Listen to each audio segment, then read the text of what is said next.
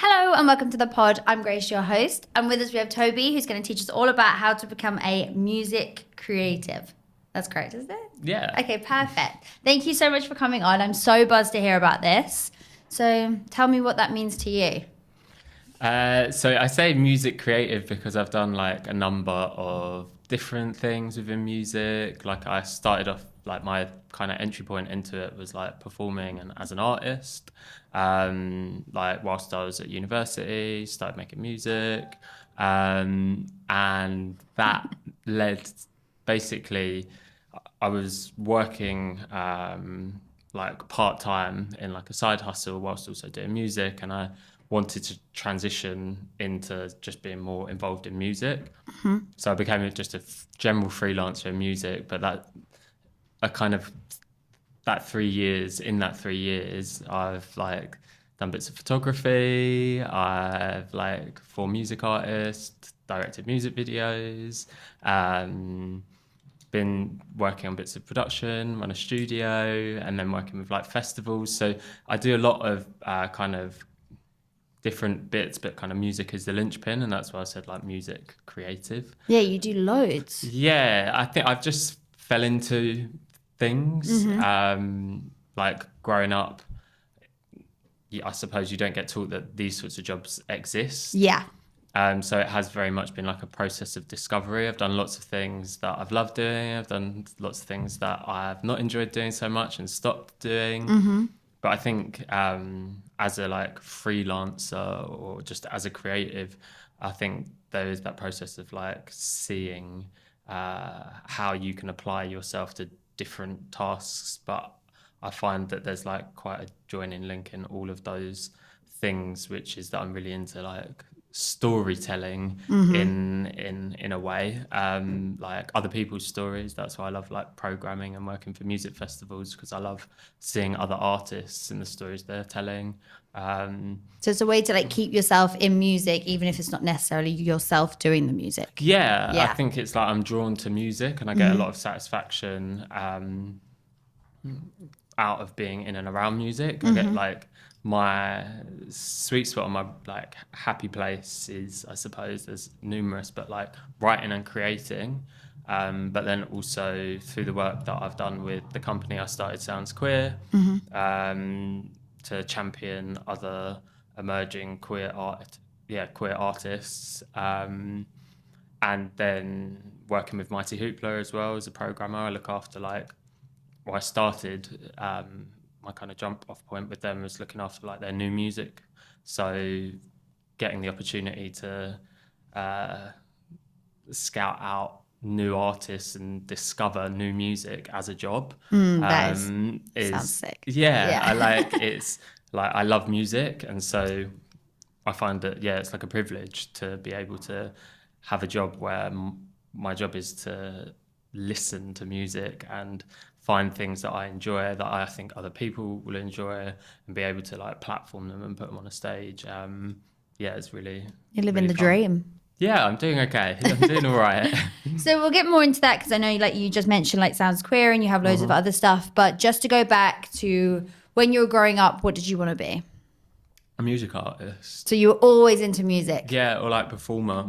I think always, like from a really young age, I've always loved performing. Like I like run up shows in my living room for my mum and dad Love that. after Sunday lunch. Get my sister involved, and so I've always enjoyed that side of things. But then I've also always like created, whether that was like dressing up or putting on shows or like writing or like painting. I think as a kid I had quite a like compulsion or urge to like make things and tell stories. There was always like an element of like imagination or like play. I think is probably like it's music and like performance, but that idea of like playing, and for me that kind of carries through into a lot of the work that I do now. Like music for me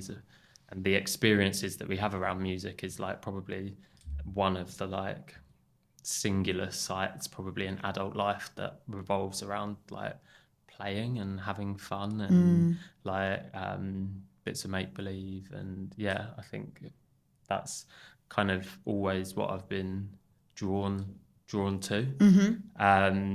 So yeah, performing and stuff, that was kind of like the jump off point, and then from that, singing as a part of performing, and then from that I kind of went into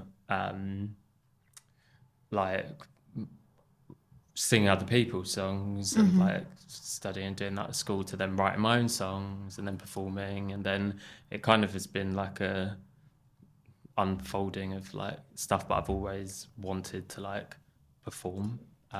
What was like your and very sing. first performance My very first performance? Yeah. Oh God, like that you loved, that was like proper like, oh yeah, this is, I feel like I'm doing what I want to do? I feel like I'm doing what I want to do. Yeah. Probably like there's been a couple for like different reasons, and I think like as a artist there's always that next one of those things. Yeah. So probably like one of the first things that happened for me, and I'm trying to remember in what order these things happened, but I did a colours session just after university. Basically, yeah, the year after university, and that was kind of one of those kind of moments where you're like, oh, this is something I really want to do, and other artists that I've seen on there, something to aspire to, and that just happened really early on, and I wasn't really prepared for it because I'd never even been in a music studio at that point when they asked me to do it. So that was like one of those moments, and I was like, oh yeah, I'm doing the thing I really want to do, but wow, I've got so much to learn. Yeah. Was really cool, and it actually taught me a lot and has informed like process going forward, and work, and like timing being important in like when you do things and why you do them, and like I suppose opportunities like be happening at the right time and like with intention, as opposed to yeah, it's a great opportunity, but for what, and what's the next thing, and just understanding that like in music, yeah, cool, you can do that thing, but then what next? So like, how are you following it up? I think there's always that element of looking forward. Yeah. How do you know how to follow it up? Like if people are like, yeah, I want to be a performer, but I just don't even know where to begin or what to do. I'd say like one of the like tips I say to other people is like surround yourself and find people that are on that same journey with you, that you can share experience, you can support each other. Like I think the C word, community. I was just about to say it, but I was like, I don't know if I should. Yeah, gets thrown around like quite a lot, and like in some instances, like everyone wants to build a community these days, and there's kind of been like a what's the word, like a 180 commodification or like corporate like community, I think has been like co-opted, but I think I mean it in the sense of like actual like grassroots people around you that's in the same place, and maybe going out and connecting with other people that also are further ahead in their journey than you, or like people that you can learn from. And yeah, I think surround yourself with people that inspire you and are pushing you on that journey. Do you find that people have been helpful with that, like reaching out? Yeah, like definitely. I think like face to face, like go and find your people is the best way to do it. Like a lot of like I don't know, like people that have I've learnt from or collaborated with along the way, a lot of it has happened by just like putting yourself out there, which can be a really scary thing to do. And for people, like everyone's different, and that looks different for everyone. But I think ultimately, like, yeah, you do have to have an element of like finding your people to learn from and know what to follow it up with. So for example, if we take the colours thing, I like went into that kind of naively, because you see like it as a platform. Yeah. And then they're like, oh, all this stuff will happen as a result of that. And actually, when you see that happen for people, it's been the process of like a lot of time. Like there's no substitute for like putting the work in. Yeah. And like still now musically, that was maybe like 7 years ago, and I still feel like I'm just getting started. Really? Yeah, in like a positive, I feel like in a positive way, like I can note that I've made progression, and I'm not the same person now, and I've learned loads of stuff. But now I feel like, oh, I've been on that. There's like that process of like, you always think you're ready Yeah. to do something, but then you learn something along that journey that goes, oh, actually, I wasn't. I needed to do that in order to do this. Everything's like a stepping stone to the next bit. Yeah. And you don't want to skip that, really. Everyone's like, you kind of want overnight, but you don't want No. to. And anyone that looks like an overnight sensation, normally that's just the appearance of one. Yeah. And like before the overnight sensation, they've been putting in work for years and years and years that no one ever saw. What do they say? It like takes 10 years to make an overnight sensation or something. Yeah. There's a saying. Because, like you say, you've got to learn so much to get to that point to be successful. Definitely. And like what not to do along the way. And like you only learn, like I'm a learn by doing. Do you know what I mean? Like, Yeah, me too. I like pick up a book and read about how to make it in the music business, like not me. Yeah. Or and people like also talking at you. You're like, yeah, and also there are no rules, like truly in that way. Like there's no standard. Like a lot of the time people like use language like, oh, it's industry standard, and it's like there's nothing standard about the music industry. I've seen so many things that completely defy that there is some form of standard of how things work and how things happen.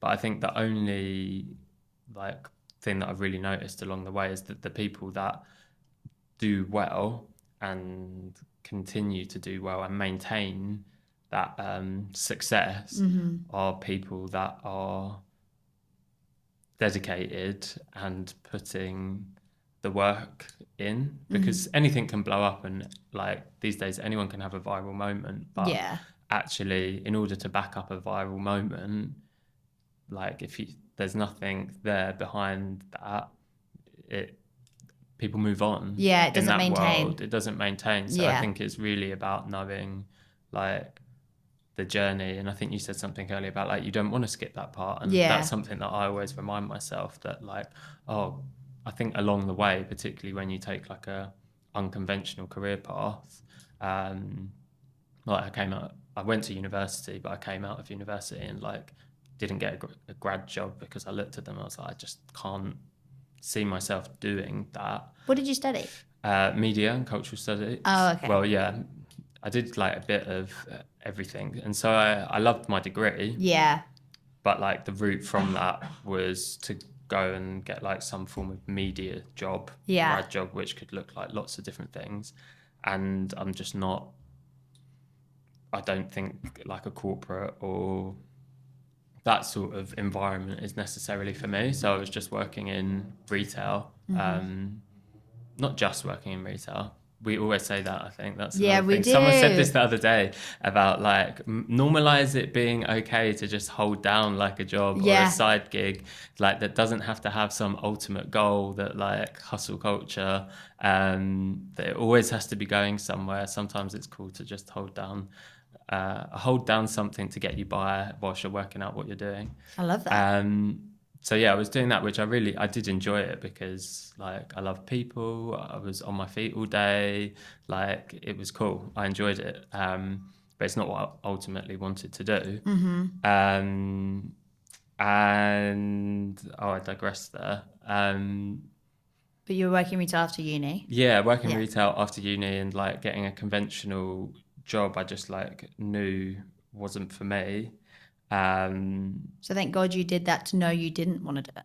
Yeah, That's a good thing. completely. Yeah. Like I looked at them, I was like, I don't think that's for me. And had to like find a different route into what it was that I wanted to do. I had a really good point, Al. It will come back. It will come back. It will come back. Yeah, because you said something about it takes 10, no, I said it takes 10 years to make an overnight success. I'm sorry I distracted you, didn't I? And then you said, oh, you don't want to skip that part. Oh, yes. You don't want to skip that part. Okay. We made it. Yeah. There will be tangents. Hey, that's good. listeners. That's what we like it. There's already been tangents. So yeah, you don't want to skip that part, and I have to remind myself that like along the way, there's been loads of moments I've been like, oh, like I'm just ready for it, and at every point I'm like disproved and like, no, you weren't ready. You needed to do that, and now. So I think it's also a good approach to just be like, I'm always learning, and like that is part of having a career in music in some form. That I think it is like I don't ever want to stay still in it.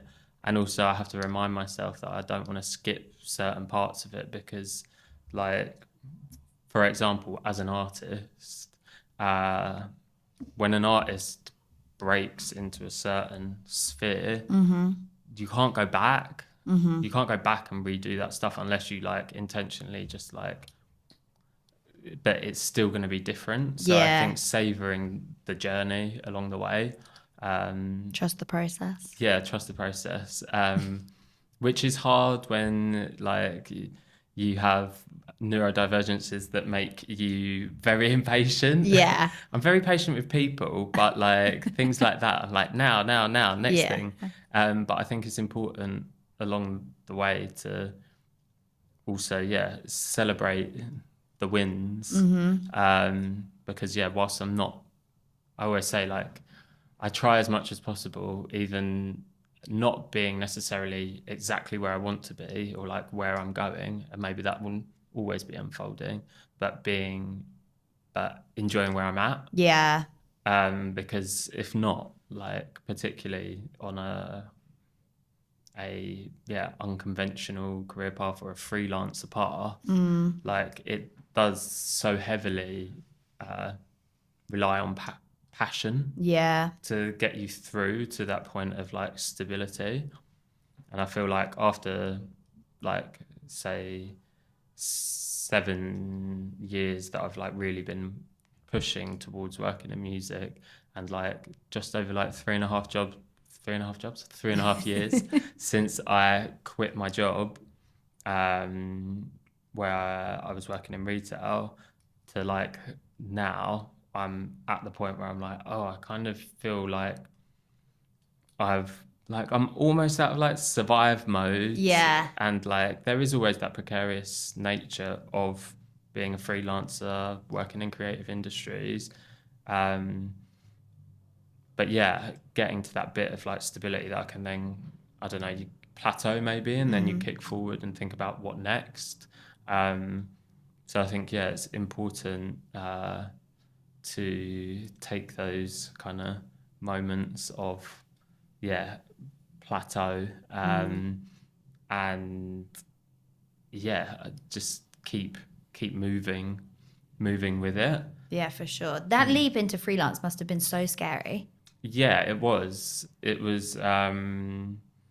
like it was quite like gut based, because I think like especially now, but even 3 years ago, like just being like, right, I'm gonna quit the regular job that provides me stable income on like faith, basically a leap of faith. And I think it's like you have to have faith in yourself that you'll be okay, to back yourself massively. and also like within reason, like this works for some people, it might not work for others, but I ask myself like, what's the worst that could happen?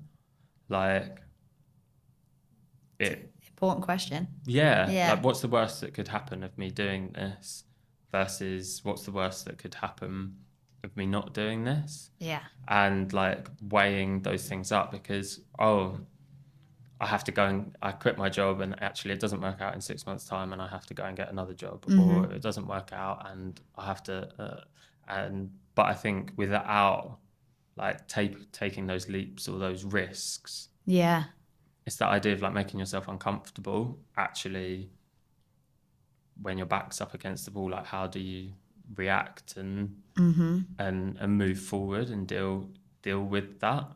And yeah, I think I'm lucky, like in the sense that my parents are raised us in and around London, and so for me, like I acknowledge that I've got a massive privilege in the fact that if it all did go tits up, I can just move back in with mum and dad, and they're really supportive of what I do.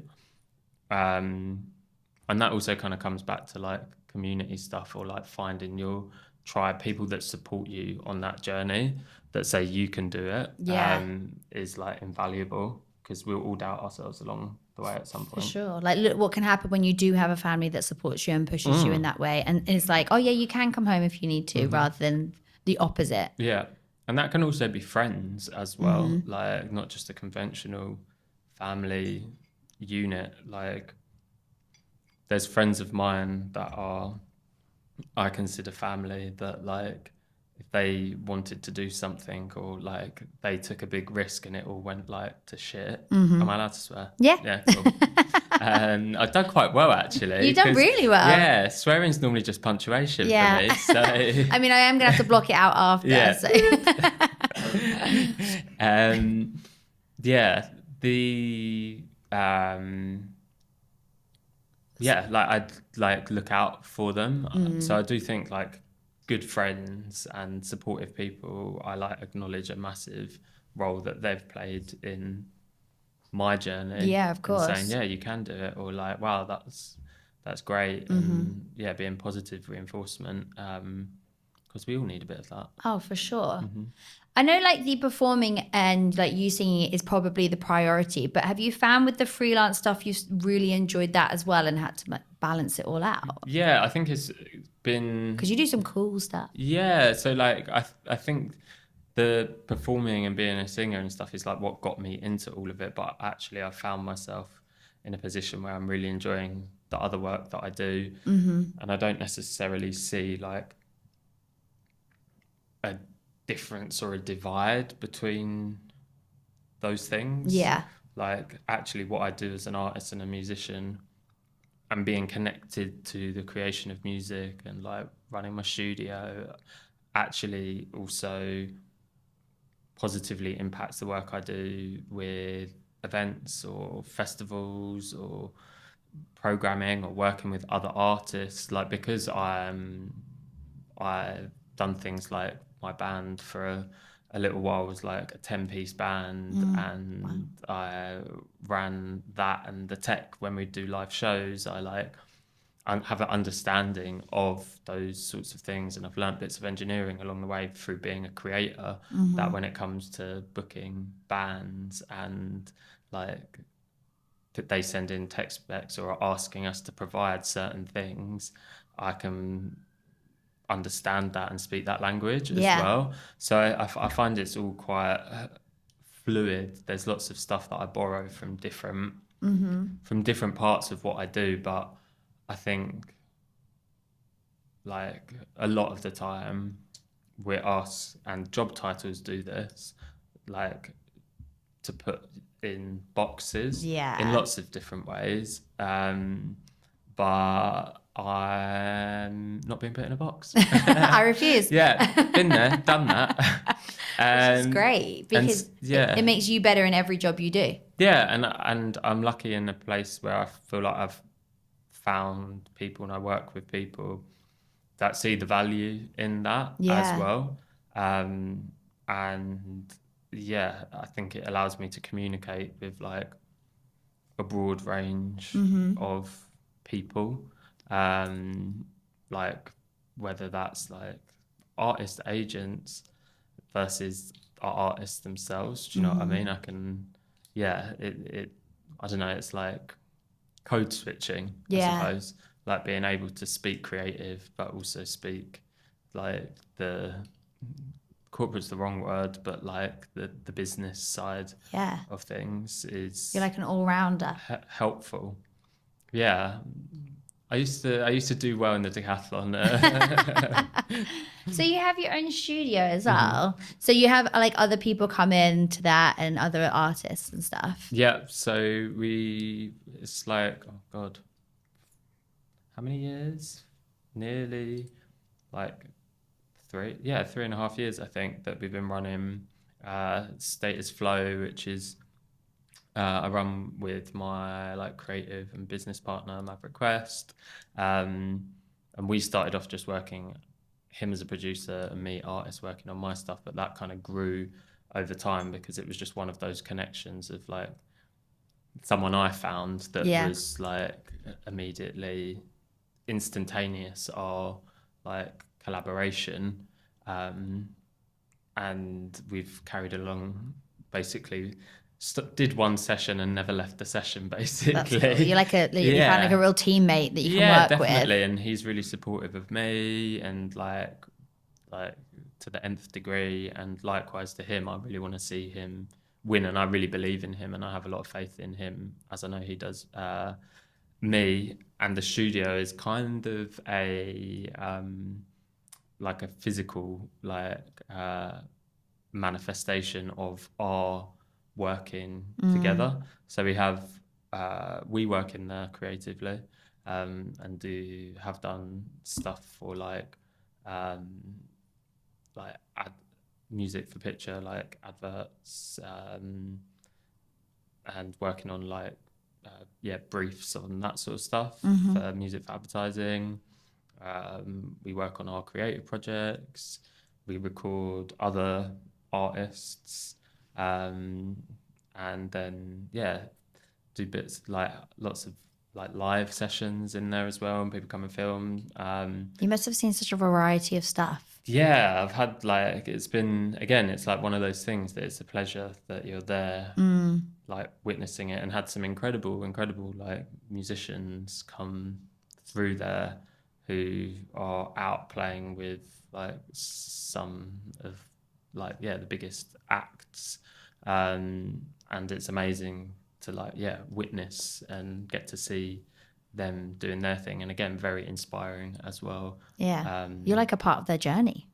yeah, and I really enjoy. I think place is a really important thing to talk about. Like it kind of links in and again with like finding your people, but like finding your place as well, and like where your people are located, because online can be great, and like social media can be good and bad. It's all about how you use it, I think. Um, and it can be an amazing place to like foster connection, and like there's people that I've interacted with online that then I've met out in the real world, and like made friends that Yeah. way, which is amazing. Um, but also then in a physical realm as well, like I don't know, if you're a music artist, for example, or want to be a music artist or a musician, or you want to go and play in bands, finding regular jam nights where there's other people there wanting to do the same thing as you, like that, doing that, or I don't know, if you want to be a music festival photographer, like going to music festivals and taking your camera and chatting to artists and shooting, or going to gigs and shooting people there. And it's like the physical space, I think, and building connections with people in the physical world is really important. And the studio has been amazing because it's like a place to gather, Yeah. and like But just get yourself in that space. yeah, Yeah. and like community around that as well. So like all of the artists and amazing people that we've seen come through, like I gave someone their first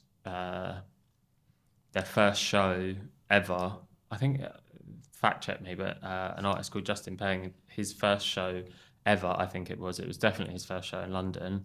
In our studio, we did like a sofa set. We had a sofa sounds that I curated. I booked him for that in this space that we run. Yeah. And like fast forward, I don't know how many years, maybe 2 years, he's now doing gigs to like 10,000 people out in China That's unreal. on huge stages, and like that's amazing. Yeah. Like seeing that happen for people, and good people as well. Yeah. Like that's number one rule. Like, you know, in they the deserve studio. it. Yeah. You only have the goodies Don't be a in there. dickhead. Yeah. Yeah, it's You're not quite gonna have bad simple. people in there. Yeah. And what about Sounds Queer? What's that all about? So I started that, again, like 3.5 years ago. It's the same time as we started Status Flow. Like, I left my job and then literally a week later had like incorporated 2 businesses. You've got that brain. Yeah. Yeah. Don't know why, but it's been fun. So that just was born out of a conversation that I was having with another queer artist who was moving back to London. And they were asking like, where is all like the queer live music events? Where are like queer promoters at? And I kind of had to like scratch my head, and I was like, I don't actually really know any. So we started Sounds Queer together, and it basically was just like a small showcase where we did queer emerging shows and showcases for like queer audiences, basically.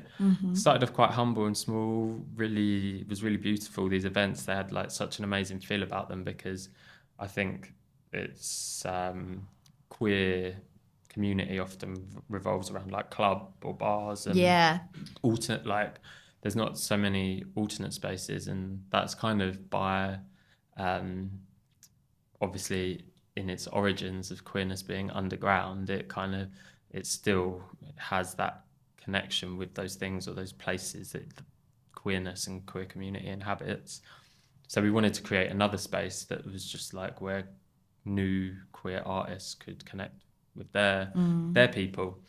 But it kind of like mushroomed out of that into like conversations that we were having with people about it who really wanted to work with us, because there wasn't many people doing that sort of stuff in that space.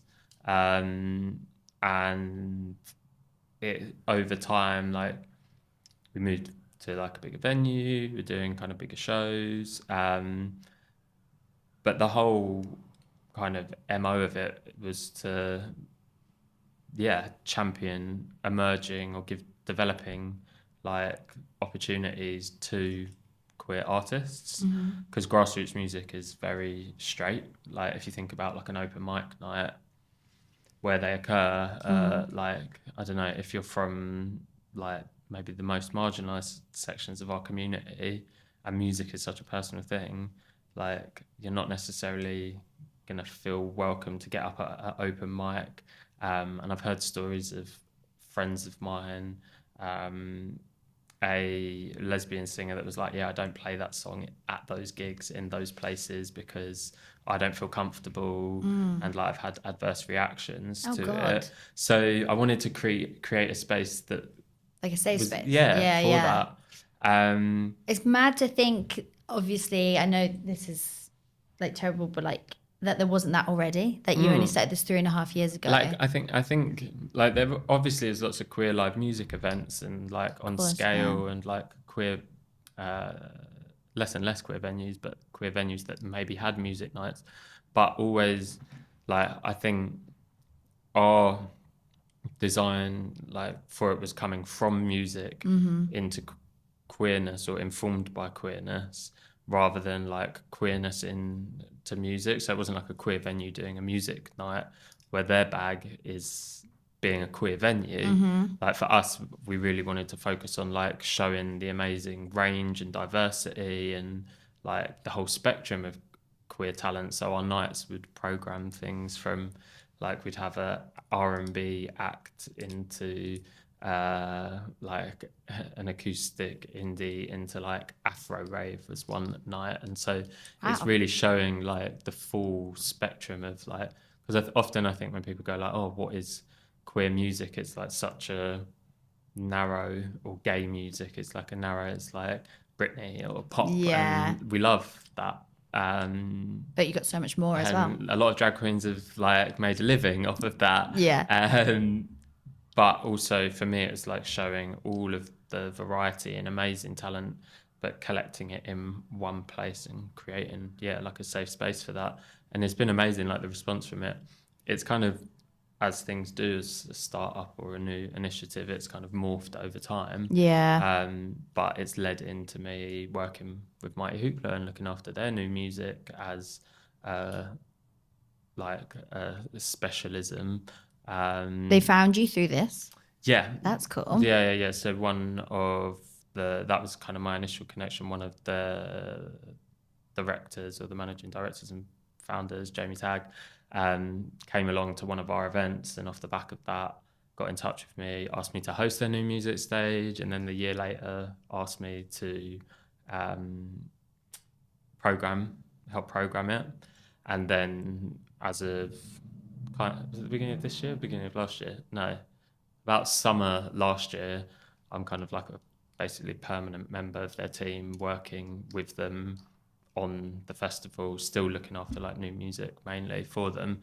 And that's been amazing because there's lots of people that I worked with along my journey prior to that, or that I work with in Sounds Queer outside of that I've been able to like platform, or that I've met as a result of that. Yeah. So there is that kind of synergy and symbiotic relationship with those things. And then with Sounds Queer as well, we've kind of pivoted in a direction where we're doing, because promoting and selling tickets, we never really got into it to do that. We just wanted to give opportunities and create space. And promoting and grassroots ticket sales at the moment is really a challenging place to be in, particularly post-COVID, then cost of living. People aren't like buying tickets for grassroots events way in advance, which say like you're waiting for the week Oh, that's interesting. of an event, basically. Right. A lot of live stuff, but like, whereas you might buy a ticket for that night out in like even clubbing, it's similar in clubbing as well. People won't like, only for like a big event that like is going to sell out, people are like, oh, go for it. But when it's more like fringy or grassroots, people are like, oh, it's not going to sell out, I'll just get a ticket the week of.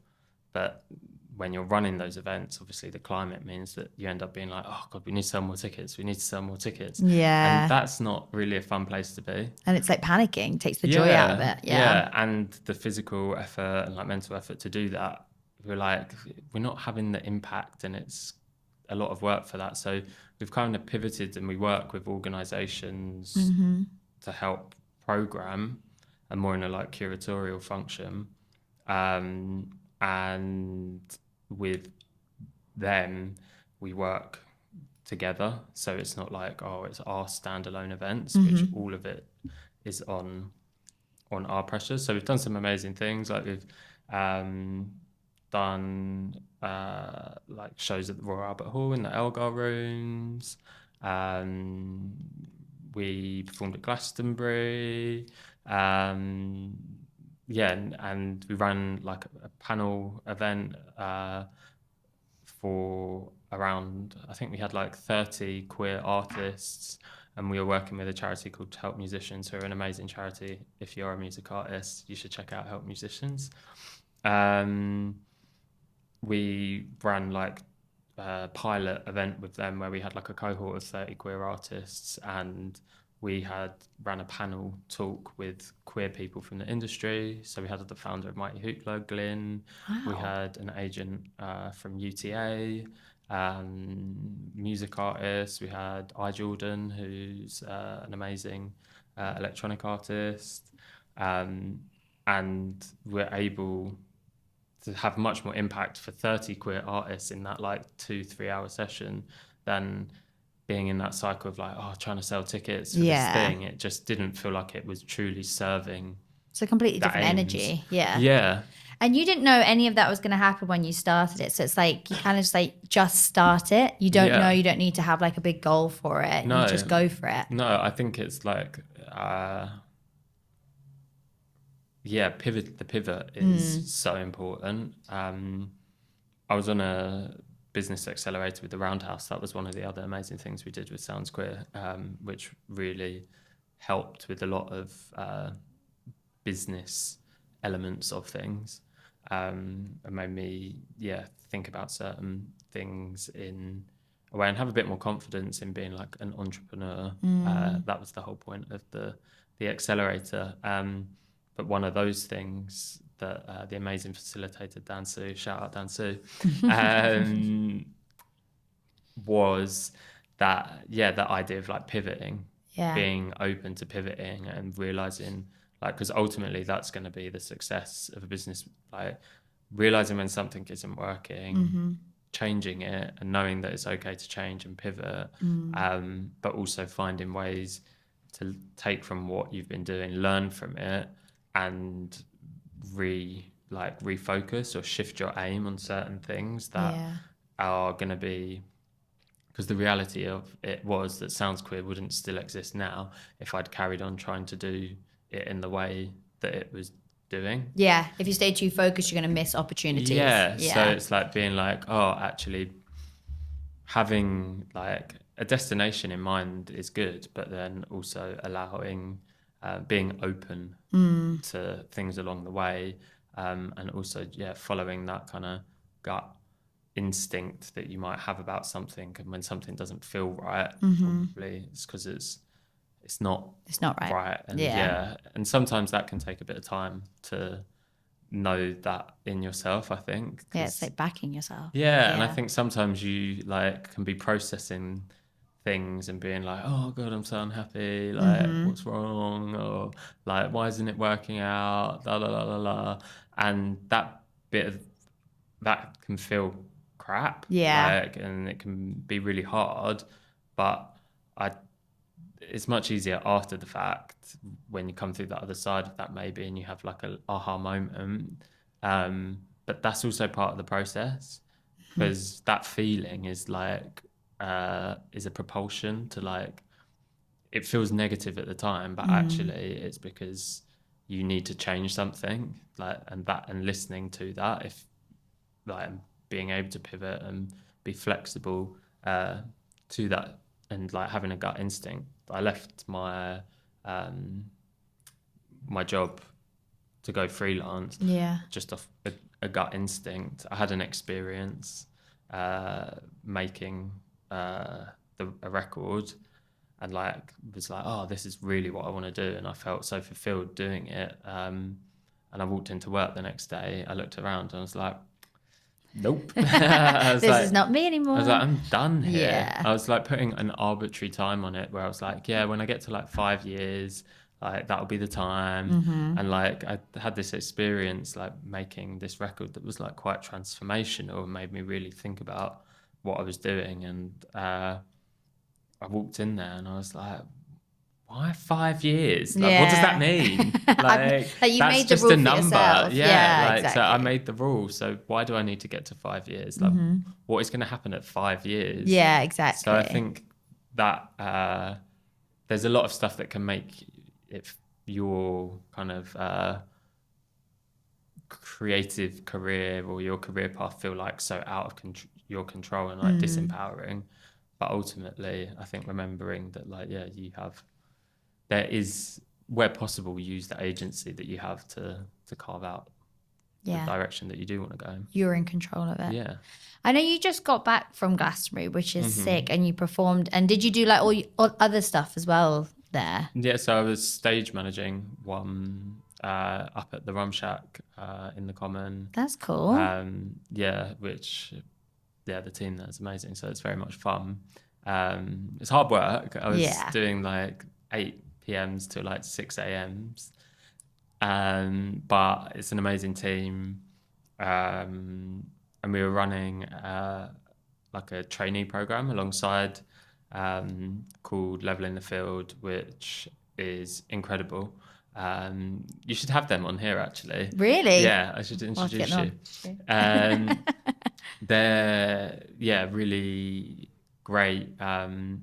It's a trainee program for people from the deaf, disabled and neurodivergent community to get into like backstage roles, and we did it at Hoopla as well on my stage. We should definitely get them on. Yeah, they're really like they run lots of do lots of kind of youth work, but have got amazing stories, basically. Yeah, So that'd be cool. they're People are doing such cool stuff, prime aren't they? guests. Yeah. And so that was really cool running alongside that. So we had some of the trainees from last year back working with us as like members of the team, not as trainees. That's cool. And that was amazing. And yeah, we had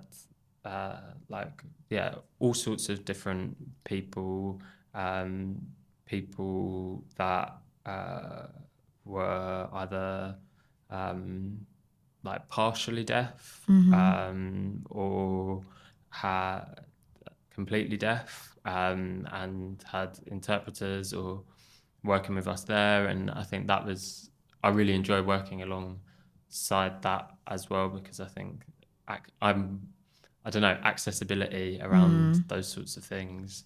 I It's like think a is passion really, for you as well. yeah, Yeah. like definitely. I think running queer events and wanting them to be accessible for other people, but then working in festivals and being able to witness them running the program, it actually really inspired me to really think about how I do a lot of my work, and how people how we as society make work accessible for everyone, because there's a lot of people that I suppose when we're talking about how to become, Yeah. there's like within how to become, there's like so many Oh my God, yeah, for sure. different barriers that people face, and people from the disabled community, deaf community, neurodivergent community, like I think we don't often consider that as an extra layer. Definitely. And so it's amazing that running a festival and being like, why can't we have a wheelchair user as our stage manager? And it's like, oh, because we've not made the stage accessible. So that I think was really amazing at Glasgow. Yeah, that's powerful. Yeah. What a place to do it as Yeah. well. That's unreal. Really, really cool. And they were boss, to be honest with you. Yeah. Like, by the end of it, they were doing our jobs for us. Like they, just as trainees, really smashed it out the park, and it just really goes to show, like, when we make, like, in real terms, was like even just a little bit of effort on certain things that actually make things better for everyone. Yeah. What that can mean for other people. So it was really dope. Nice. And you got to perform. Yeah, and so I was performing there, played a couple of DJ sets. We had our Sounds Queer, I think it's called Sounds Queer's Big Gay Bash. Nice. And then I played like a acoustic set as well. And a friend of mine that I made at the festival called Kimmy Beatbox is an amazing non-binary beatboxer. Got up and was beatboxing with me on my set, and we just were like, it was on Sunday afternoon, so at that point we were like, I was like, I don't know what I'm gonna play, I don't know like how this is gonna go, but like, you seem cool, do you want to come and just play a show with me? We just met. I love that. And they were up for it, so there was a lot of those sort of like lovely little magical moments of like connection, and that's one of the things that I love about music or being a music creative, is that that human connection element of it, which I think can be quite devoid in a lot of other forms of work. Definitely. And look at all those different things you got to do, because you do the freelance and the singing. Like you like smashed it in so many areas. That's the fun that you said at the beginning. That's what brings the fun in. Yeah. Which I love. What's the dream? What's the goal? I think it's always changing. Like, I think that there's many. Yeah, I bet. Many mini dreams, big dreams.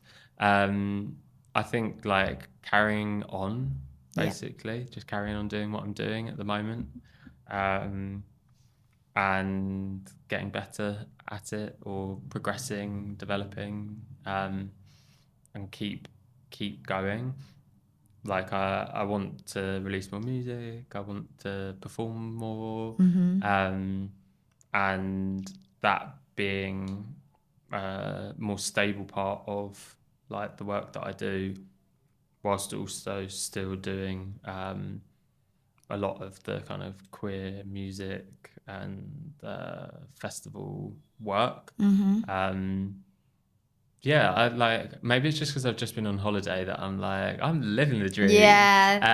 I love that post-holiday feeling. Yeah, and I'm like, I'm gonna run with it. Good. But I think, yeah, if I am able to carry on doing what I'm doing now, tweak the design and like focus a bit more, because I think that's really important to focus. Like, it's good to go really broad and do lots of things, but like somewhat you go jack of all trades, master of none. And so like it's great to get all of that experience and knowledge, and really valuable because it allows me to do lots of different things. And but actually, how is that all coming back and then informing like what is your ultimate goal, your purpose, and those things that you want to do. So I think there's a bit of, yeah, carry on doing what I'm doing, but doing it smarter, and yeah, more music, more fun. It's all about the fun. I love that as a priority, because people don't often say that about work. So I think that's so nice. Like, have that as part of your goal and make everything fun, and you're going to enjoy it. We spend so much time in work Yeah. of our lives, so You gotta enjoy I think finding somewhere, like for some people, they can like work can be just a means to ends, and that's absolutely fine. Yeah. For some people, they find their joy in life outside of work, but I would have no joy outside of work if I didn't have joy in work, if that makes sense. And so good you're aware of that. Yeah, I think I have to be passionate and into it, and like learning, and to I suppose follow that path rather than it just being a means to an end. So I'm like, I have to have passion for what I do. I love it. Well, that was perfect. Oh, okay. Thank you so much. I really appreciate it. And I can't wait to see all the new fun that you're going to be doing. Oh, thanks for having me. Thank you so much for watching. Please make sure that you like and subscribe so we can continue to make these and keep teaching people how to become A. Thank you.